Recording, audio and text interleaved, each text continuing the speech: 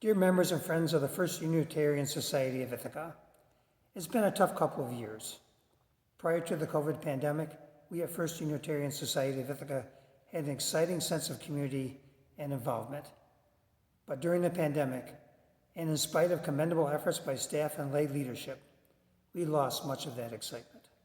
And now, our congregation longs to gather in our beloved sanctuary to celebrate our lives and to work together for social justice and other urgent issues.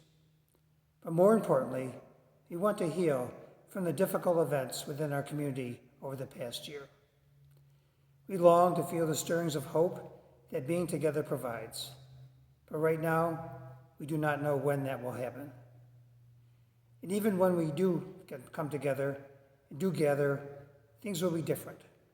Reverend Margaret will not be our minister, and we have lost many loved ones, long-term members who are dearly missed. So, what happened this last year? There is no evidence that anyone did anything wrong or intended hostile actions of any kind. Yet communication all around us was fragmentary. And all have only fragments of the whole story of resignations, miscommunications, and much else. Our stories and speculations are at best partial and at worst judgmental. None of them are useful. The story is complex, but straightforward. Unfortunately, things happen, and no one deserves blame. Confidentiality under law means that some things will never be known. What we do know is that we lacked some organizational structures and processes, and that the congregation communication skills necessary for healthy communication and healing. Without these tools and with COVID restrictions, many problems that may have been solvable in ordinary circumstances quickly became overwhelming. We, the board, minister, and congregation, must commit ourselves to healing, to looking forward, and to strengthening our structures, policies, and procedures. We can only do this together, and that requires adhering to our 7 principles and supporting one another in love.